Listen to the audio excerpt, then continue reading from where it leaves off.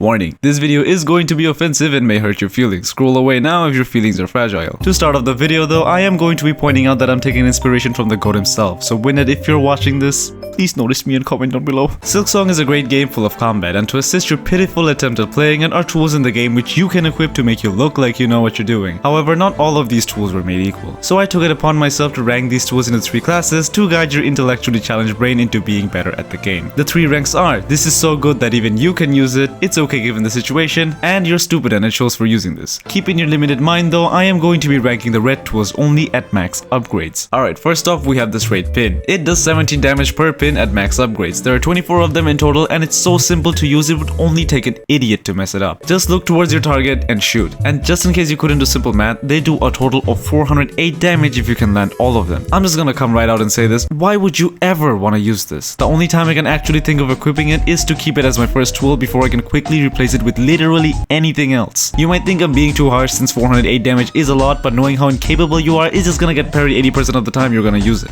Also, if you can only use it when the opponent isn't doing something crazy, you're better off just using your nail. Not to mention, it's worse than you when dealing with flying targets, since 90% of the time you can just harpoon onto the enemy. Right next in line is a 3-fold pin. When thrown, the one that connects does 14 damage. However, if it connects on the same opponent, the numbers keep getting halved. So if it lands on the same opponent, the second one does 7 and the third one does 4. So each 3-fold pin does a total of 25 damage. You can do an upwards of 500 damage if you can land all of them successfully on a boss. Successful. Not a word that'll ever be used to describe you, huh? But even so, this tool can be deflected and requires you to focus while using. Understandably, not every tool needs to be a boss shredder. Some are needed to help you noobs with gauntlets and primal aspect wannabes. But regardless, if you're not gonna use it on a boss and wanna deal with smaller, insignificant NPCs like you, then the total damage doesn't really matter. Extremely situational use on this tool, and I would only recommend using this if you don't have any other tool to deal with mobs. Stingshard. Much like your penis, you can chuck this anywhere and it explodes when it comes into contact with enemies, your nail, or anything remotely foreign from your right hand. You can have up to 3 of them active at the same time, forever. You own a total of 12 at max capacity and each of them can do an upwards of a staggering 35 damage. If you're not smart enough to know how big that number is, it's 1.5 times the damage of your nail. Now that might seem like it to you smooth brainers, but this has a hidden mechanic. Not a lot of people know this, but if you break this tool, instead of making it come into contact with the enemy, it'll send nails flying throughout the arena, each doing 14 damage. And unlike the 3-fold pin, this damage does not get halved when it hits the same enemy. So it's a literal better version of the 3-fold pin, allowing you to deal with multiple enemies so effortlessly that even you can pull it off. Its attacks also don't get deflected when used right, and you don't have to focus too much either. As good as this sounds, it's only truly good on paper since most enemies have a multiplier on them. Not to mention, it's really difficult to land all of the ticks on the same enemy or even a boss. That being said, I'm gonna put this in the it's okay given the situation section since it outshines almost any tool I can think of when dealing with mobs of enemies. Tacks. No, not that tax, dim with paper tacks. You can own up to 10 of them, and though that might seem like a big number for you to count up to, each use throws 4 tacks on the ground, allowing passive damage. But get this, each use does a total of 56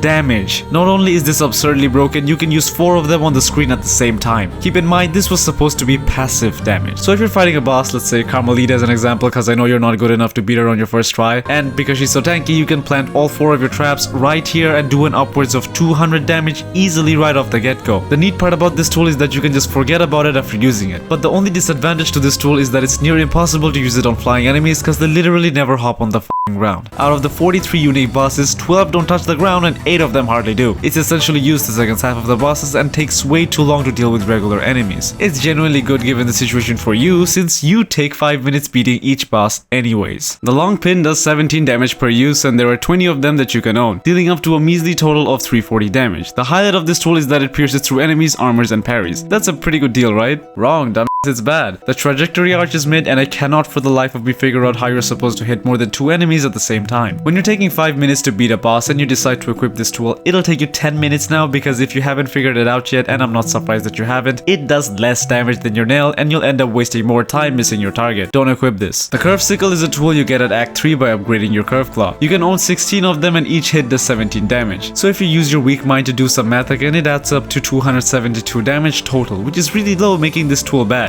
Or so your smooth head would think. See, this is why you need me to tell you what's good and what's bad. This tool has the ability to multi-hit up to 4 times consistently, or at least twice, dealing more than 500 up to 1000 damage. It's incredible for boss fights, flying opponents, and mobs of enemies. The only complaint I have for this tool is that I don't get it early enough. It's so good that even you can use it. The throwing rings is a tool you receive from Chakra, who is a woman. I know you don't know what that is, so I'll tell you. It's the female counterpart of your species, and there's a reason why they don't talk to you. The tool does 14 damage and is supposed to be able to bounce off your enemies and do more damage to them. There's 20 of them that you can own, and equipping it allows for a cool taunt.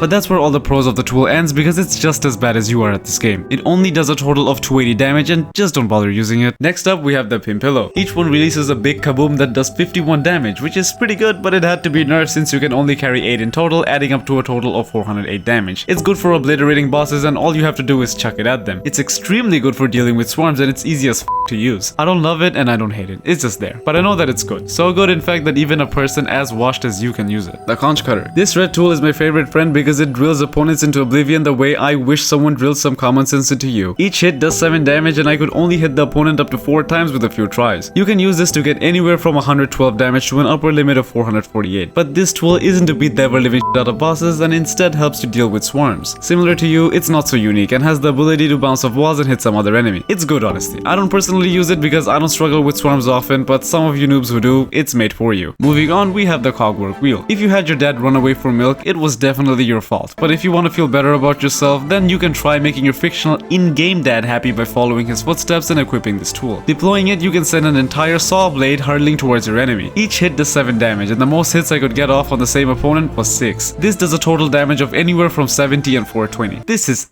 It doesn't work on flying opponents, and yeah, I know I can hit multiple enemies multiple times. I'm not stupid like you, but I cannot think of one scenario where the Silk Spear doesn't get the same job done quicker. If you like using this a lot, you're stupid, and it shows. The Delver's Drill. This is a tool that does around 70 damage per use, and you can own up to 18 of them at a time. This adds up to a whopping damage of 1260, which is insane. However, like most tools, this only sounds good on paper because if your opponent moves even an inch, the attack's over. Not to mention, it's really bad for dealing with swarms of enemies too. However, because of its insane damage output, it's good against certain bosses, which should allow your pathetic attempt at fighting Tropia or Grandmommy Milf Silk easier. It's okay given the situation. Silkshard is the only red tool in the game to have one of 3 permanent variants. This one is good for dealing with multiple opponents, this one is good for bosses, and this one is good for nothing like you. Each one of the silk shots take up 1 strand of silk. The Weaver's silk shot has 16 pellets and does 34 damage per shot and pierces through every enemy, doing a total of 544 damage. The Forge Daughter's silk shot does 20 damage per shot and has 30 pellets, doing a total of 600 damage. The Clanker's tool spreads your pellet into 3 bullets like a 3-fold pin and does a total of 18 damage with 24 pellets, adding up to the lowest number of 432 damage. Those two are good for certain situations, and this one is ass. Don't use this one. If you upgraded it to this one, I can tell you're stupid because it's showing. Cogflies. You can summon 8 little angry boys desperate for mommy's approval. You can have 4 of them active at the same time. Each does a damage of 10 per hit 5 times before breaking, doing a guaranteed damage of 50. Having 8 of them, it grants you a damage of 400. They're good for swarms, bosses, and allow you to get away with being a dumb.